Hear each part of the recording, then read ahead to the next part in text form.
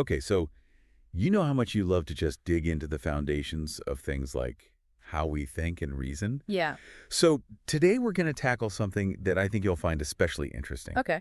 It's called second-order logic. Ah. And it kind of gets to the core Right. of, like, what is mathematical truth all about? I like it. All right, We're so excited. to make sure we're both on the same page and, so we don't go too far astray, we're going to use the Stanford Encyclopedia of Philosophy entry on second-order and higher-order logic. Sounds good to me. So I think you're probably familiar with, like, first-order logic, right? Oh, yeah, for sure. Where you're making these statements about, like, individual things in some kind of a domain. Yeah, like all apples are red or, Socrates is a man. Exactly. Yep, that kind of thing. So second-order logic takes this and, like, expands it. Okay. It says we can talk about not just those individual objects, but, like, the properties they have, Oh, interesting. the relationships between them.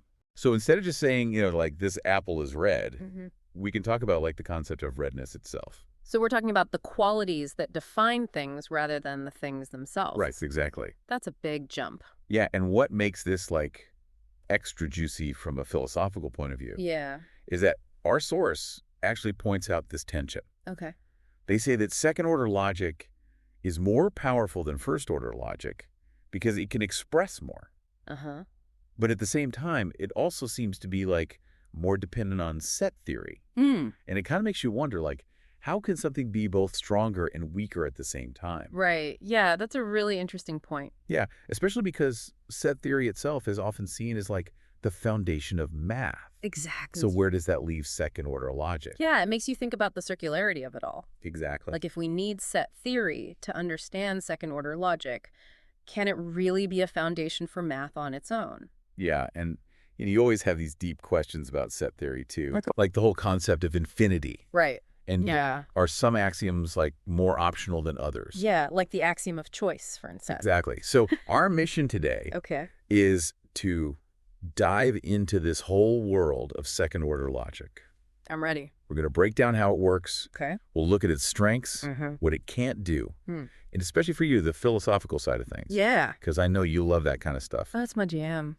So we want to see how it lets us express mathematical ideas in a really precise way that first-order logic just can't. Okay. But we also have to grapple with these big questions about its relationship with set theory, Right. and ultimately what all this means for the very idea of mathematical truth. Got it. All right, so to start, Yeah. let's look at the, like, building blocks of second-order logic, Okay. the syntax and semantics. Makes sense. So the Stanford Encyclopedia entry lays this out pretty clearly. Uh-huh. The big difference in syntax is that we're introducing these new kinds of variables. Now, on top of your regular variables, like, X, Y, and Z that stand for objects, Right.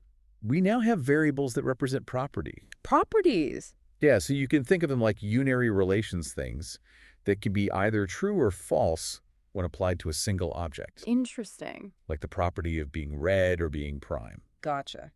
We also have variables for relations between multiple objects, Okay. like greater than or is a parent of, Uh-huh. and even variables for functions. Functions, too. Yeah, things like addition or squaring. Makes sense. But the real kicker is that we get these quantifiers. You mean like for all and there exists? Exactly. But now for properties and relations? You got it. That's cool. So we can make statements like for all properties X, or there exists a relation R. So we're not just limited to talking about specific objects anymore. Right, we can talk about, like, whole categories of properties or relationships. That's a huge step up from first-order logic. It really is. I'm already seeing how this opens up so many possibilities.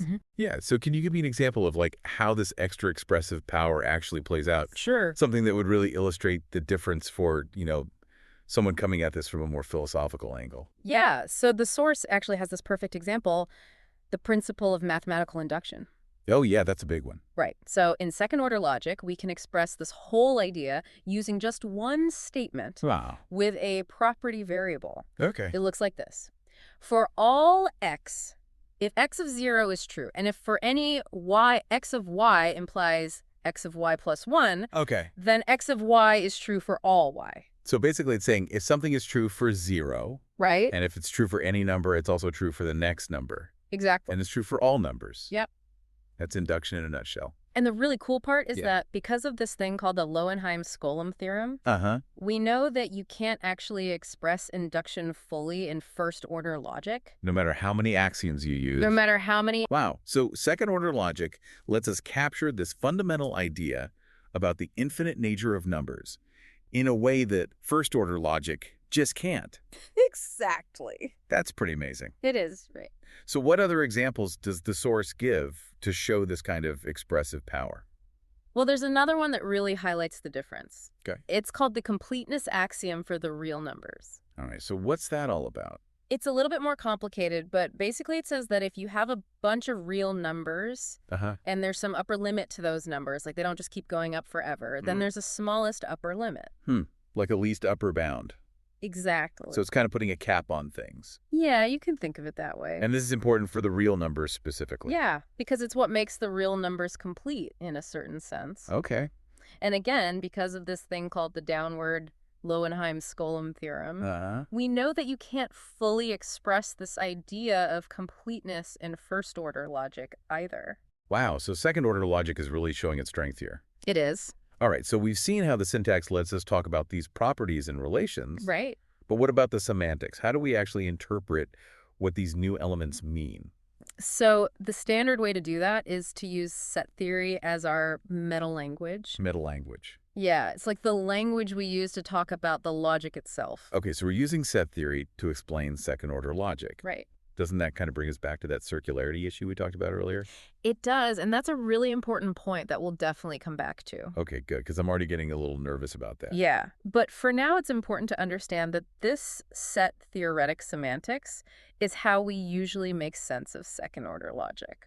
All right, so how does it actually work? So basically, we think of property variables as ranging over all possible subsets of our domain. Subsets. Yeah, so if our domain is the set of natural numbers, Like 1, 2, 3, and so on. right, then a property variable could refer to any set of natural numbers you can think of. Like all even numbers? Yeah. Or all prime numbers? Uh-huh. Or even just the number 7 by itself? Exactly. Any combination of natural numbers forms a subset. And what about relation variables? Those range over all possible sets of ordered tuples. Tuples. Yeah, so it's like pairs, triples, and so on, depending on how many objects the relation involves. Okay.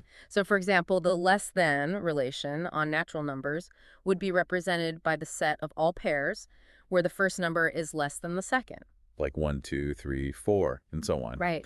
And function variables work similarly. Yeah, they range over all possible functions between the elements of our domain. So if we're talking about natural numbers again, a function variable could be addition or multiplication Right. or any other way of taking one number and getting another. Exactly. All right, so we've got this more expressive language, Yeah. and we know how to interpret it using set theory. Now, the source talks about this infamous power of second-order logic. Right. What makes it so infamous? Well, the thing is, it can do something that first-order logic can't. Okay. Can characterize mathematical structures in a unique way. What does that mean?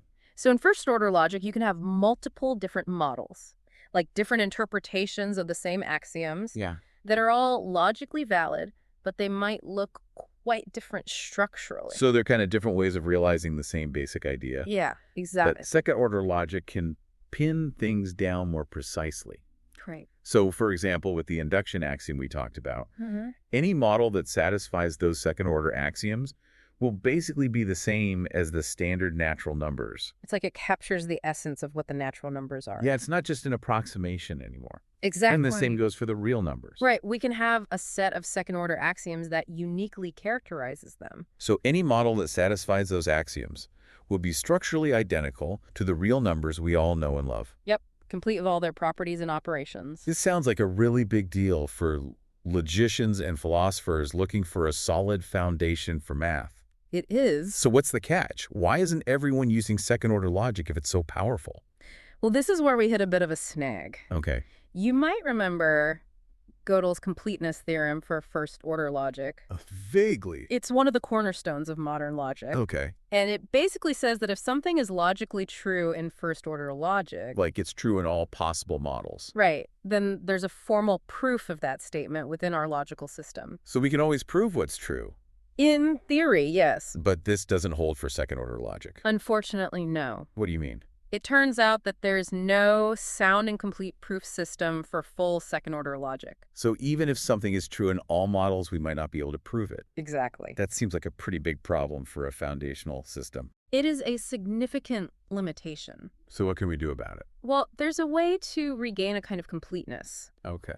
but it involves changing how we interpret second-order logic. How so? It's based on these things called Henkin models. Henkin models. Yeah, they were introduced by a logician named Leon Henkin. Okay. And in these models, the second-order quantifiers don't range over all possible subsets, relations, and functions. They don't. No, they only range over a specific collection of them within the model. So it's like we're restricting the scope of what we can talk about. Yeah, in a way. And by doing that, we can get a completeness theorem. Yes. For Henkin models, we can prove that any logically valid statement has a formal proof. So we're regaining completeness, but at a cost. Right. What are the implications of this restriction for someone interested in the philosophical foundations of math? Well, the main implication is that these Henkin models aren't quite the same as the full semantics we talked about earlier. Where we consider all possible subsets and so on. So does that mean that we lose some of the power of second-order logic? In a way, yes. The ability to categorically characterize structures that we had with the full semantics, it doesn't necessarily hold for these Henkin models. Except maybe in a weaker sense. Right. There's this idea of internal categoricity that we can talk about later. Okay. But in general, a second-order theory that has an infinite Henkin model will actually have Henkin models of all different infinite sizes. So it loses that unique characterization. Yeah. Okay, so second-order logic is powerful, but it has this completeness issue. Right. And we can fix the completeness issue, but then we have to restrict the logic. That's a good summary. Now, the source brings up this really interesting comparison. Okay. They call second-order logic set theory in sheep's clothing. Yeah, I remember that. What's the reasoning behind that? It seems a little provocative. It is provocative, but it actually gets at this deep connection between second-order logic and set theory. Right. So one thing is that second-order logic can actually express ideas that are really fundamental to set theory. Like what? Well, for example, it can talk about the size of sets. How can it do that? Through these clever definitions, using the quantifiers, we can say things like, these two sets have the same number of elements, or this set is smaller than that set. So we're talking about cardinality. Exactly. That's pretty surprising. It is, right? And the source gives this even more striking example. Oh, yeah. They say we can actually build a second-order sentence just using logic. Uh-huh. That's equivalent to the continuum hypothesis. Wow. And remember, the continuum hypothesis is this famous statement in set theory Right. that we don't actually know if it's true or false. It's independent of the usual axiom. Exactly. So the fact that we can express it in second-order logic Yeah. really shows how deeply connected these two systems are. It's almost like second-order logic is sneakily relying on set theory behind the scenes. That's a good way to put it. And there's another connection that's worth mentioning. The axiom of choice. Ah, yes, another big one. We can actually write a second-order sentence that basically expresses a version of the axiom of choice for our domain. And the interesting thing is that this sentence can be true in some models of set theory, but false in others. So it depends on which axioms of set theory we're using. Exactly. So for you as a philosopher wrestling with these foundational questions, Yeah, what do you make of all this? it's definitely a lot to unpack. Does it make you more or less confident in second-order logic as a potential foundation for math? I think it's both exciting and a bit concerning. How so? On the one hand, it shows how expressive second-order logic is. It can talk about these really deep set theoretic ideas. Right. But on the other hand, it makes you wonder if it can really stand on its own. If it's so reliant on set theory. Yeah, is it really an alternative foundation, or is it just a different way of looking at set theory itself? That's a great question. It's like that set theory in sheep's clothing idea is starting to make more sense. Yeah, it's not so provocative anymore. Right. Okay, so now we get to this other concept that the entry talks about. Non-absoluteness of truth. Ah, yes. So can you explain what that means in this context and Yeah. why it matters for our philosophical understanding of logic? So when we talk about absoluteness in logic, we're asking whether the meaning of a concept or the truth of a statement stays the same across different formal systems or different models of set theory. So it's about consistency. Right. And we usually look at these things called transitive models of ZFC. Yeah, they're kind of like the well-behaved models that we use as a benchmark. And a concept is absolute if it means the same thing in all those models. Exactly. But the entry says that while some basic things about second-order logic are absolute, the actual truth of a second-order formula in a model is not absolute. That's right. Can you unpack that a little? So, for example, the concept of being a second-order formula, that's absolute. Okay. And so is the concept of being an L structure. Which is basically a model. Yeah. And assigning values to variables, that's also absolute. Right. But the idea of a second-order formula being true in a specific model, That's not absolute. can you give an example to illustrate this? Sure. Remember that second-order sentence we talked about? That's equivalent to the continuum hypothesis? Yeah. So imagine we have a model, Okay. and we're looking at it from the perspective of one transitive model of ZFC, where the continuum hypothesis happens to be true. Okay. In that case, our second-order sentence would also be true in our model. Because they're equivalent. Right. But now imagine we're looking at the same model. The exact same model. But from the perspective of a different transitive model of ZFC, where the continuum hypothesis is false. Okay. In that case, our second-order sentence would also be false in our model, even though the model itself hasn't changed. That's the crazy part. So the truth of the sentence depends on our set theoretic background. Exactly. And this is very different from first-order logic, where truth in a model is usually considered absolute. Right. So what does this non-absoluteness mean for second-order logic as a foundation? It's a really interesting question. Does it make it less appealing? Well, some philosophers might say so, because if the truth of second-order statements depends on these unresolved questions in set theory, then it might not give us the clear-cut foundation we're looking for. It's like the foundation itself is a bit shaky. Yeah, you could say that. Okay, so the entry then moves on to discuss categoricity and this related idea of internal categoricity. Right. So can you explain what those are all about? Sure. And why they're important when we're thinking about second-order logic as a foundation? So a theory is categorical Right. if all its models are isomorphic. Isomorphic meaning what?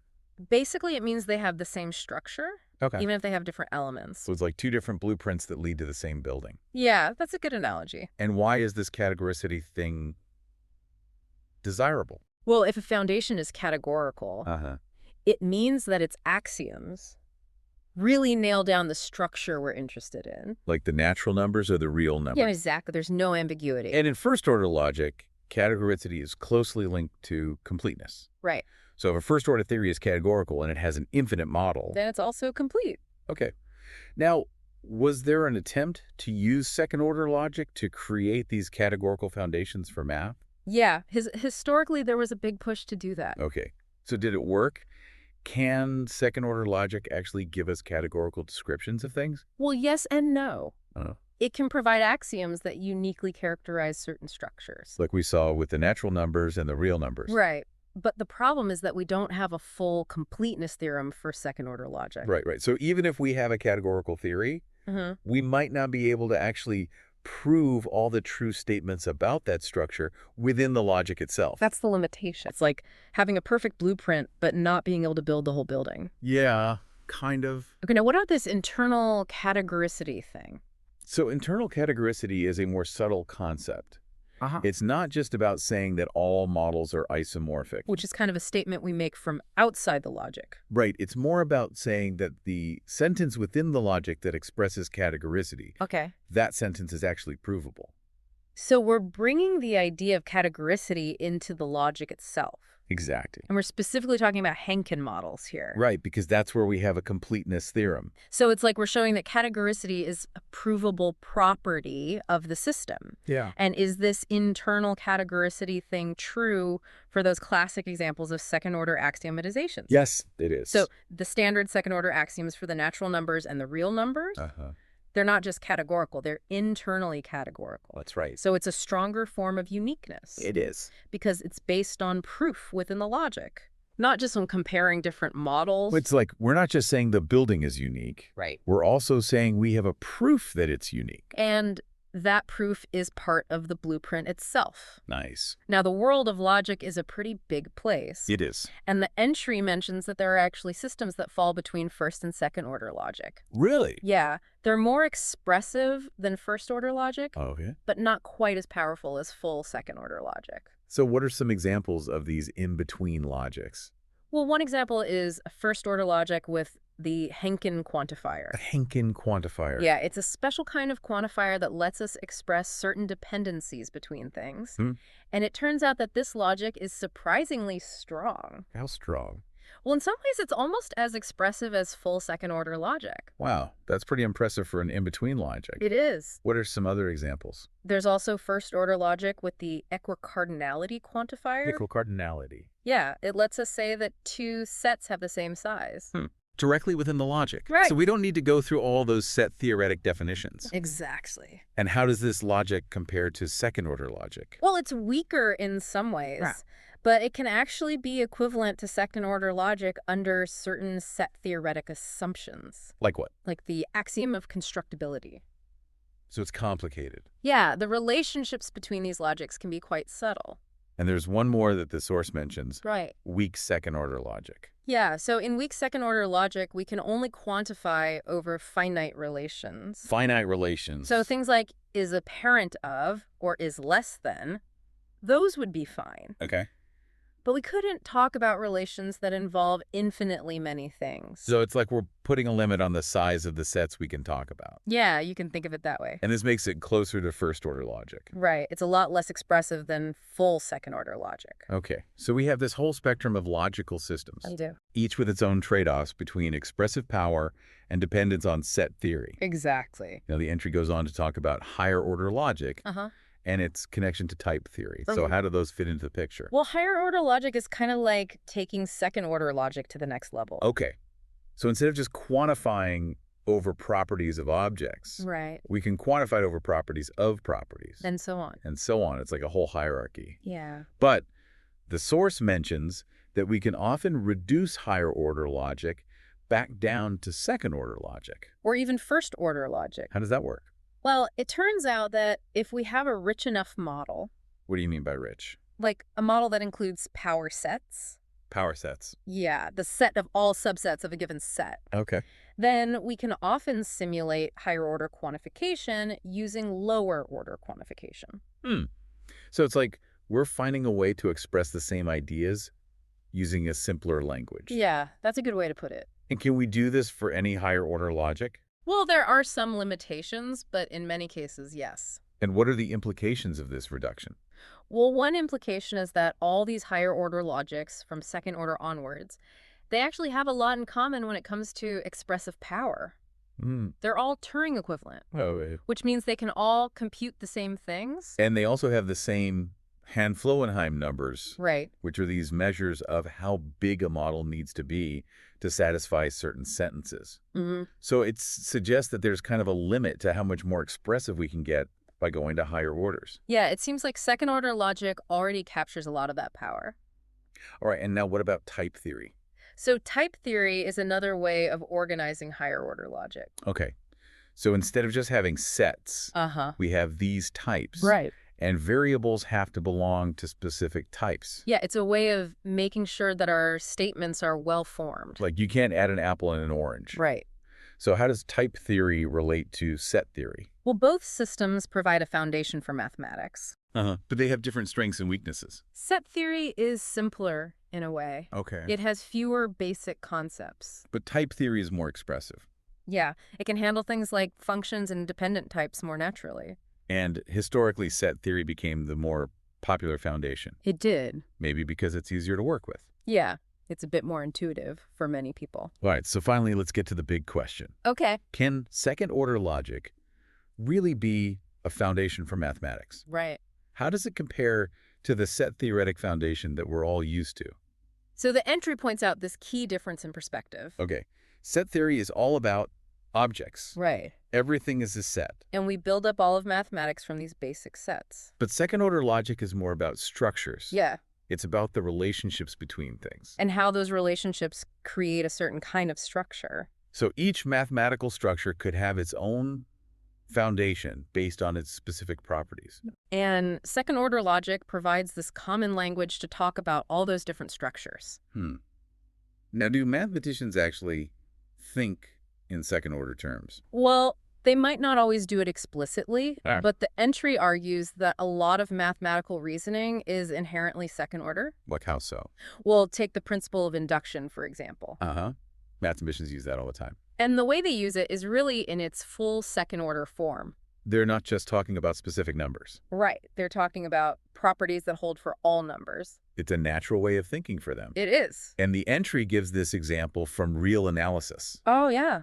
Bolzano's theorem. Right. So how does that show how second-order logic can be used as a foundation? So imagine we start with a categorical second-order axiomatization of the real numbers. Okay. And we can express things like continuous functions and subsets of the reals using second-order variables. Then Bolzano's theorem. Which is about finding a root of a continuous function. Right. It can be proven entirely within this second-order framework, using the completeness axiom and the ability to talk about functions and sets. Exactly. So it's like a real-world example of how a mathematical proof can be done in the second-order setting. Yeah, it shows that it's a viable approach. But the entry also mentions that we might need even higher-order logic for some things. Right. Host, speaker.